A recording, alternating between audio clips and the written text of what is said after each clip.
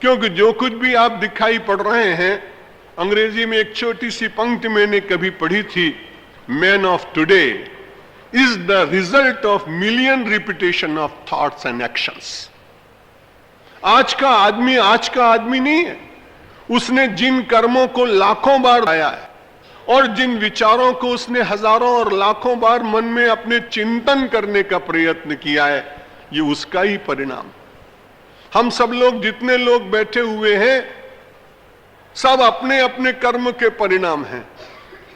लक्ष्मण जी को ऐसा लगा था कि दशरथ जी के कारण राम जी को हुआ है वनवास, बड़े नाराज हुए। राम जी ने कहा मैं तेरा साथ नहीं करूंगा, लक्ष्मण लौट जा, तू पिता की निंदा करता। वाल्मीकि में लक्ष्मण जी ने अपने पिता के लिए एक गाली दी। त्रेता में कोई किसी को गाली देता नहीं था, लेकिन भक्ति के अतिरेक में लक्ष्मण के मुंह से अपने पिता दशरथ के लिए राम जी के सामने कहा, महाराज उसने आपको वनवास दे दिया, आपका कोई अपराध नहीं था। मेरा पिता बड़ा स्त्रैण है, जोरू का गुलाम।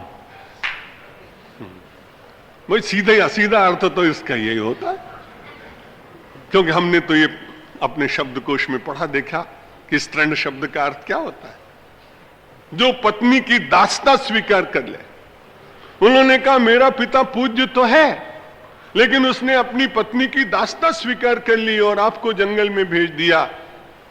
तुरंत भगवान श्री राम ने लक्ष्मण के मुंह पर हाथ लगाया और वो कहा कि मुझे लगता है कि मैं तुम्हें अपने साथ नहीं ले चल सकूंगा।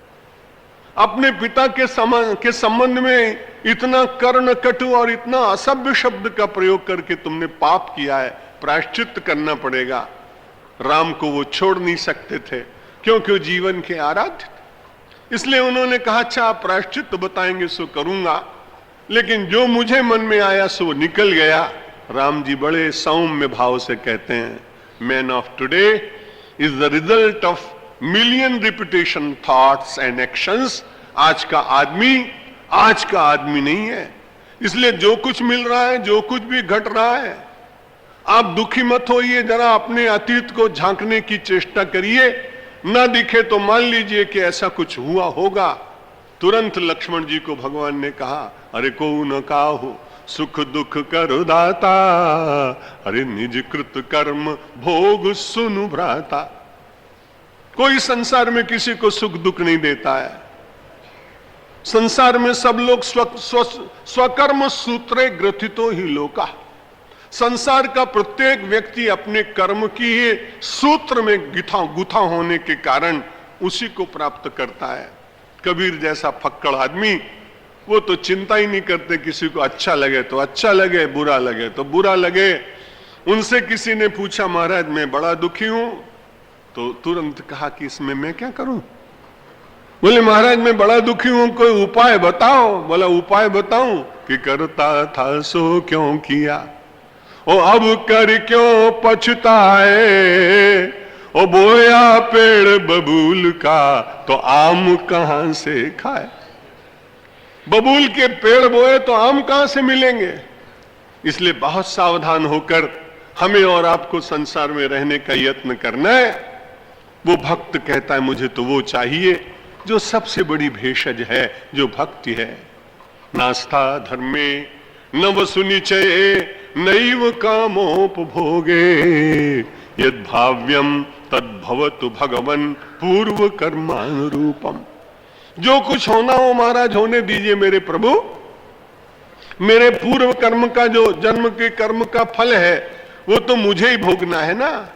चाहे सन्यासी हो, चाहे आचार्य हो, चाहे गृहस्थ हो, चाहे किसान हो, चाहे मजदूर हो, चाहे नेता हो, चाहे व्यापारी हो, हर एक आदमी को अपने अपने कर्म का फल तो अपने को ही भोगना है।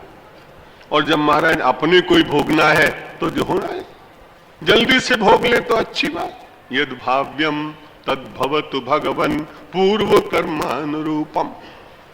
लेकिन प्रार्थना बस केवल इतनी ही है, कर्म दंड जो मिले उसे भोगता जाऊं, बस केवल प्रार्थना इतनी है। एतत् प्रार्थ्यम मम बहुमतम जन्म जन्मांतरे भी।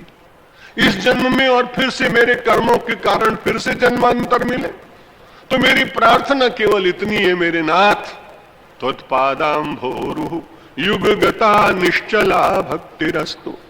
केवल एक ही प्रार्थना है कि आपके चरण कमलों में मेरी प्रीति बनी रहे।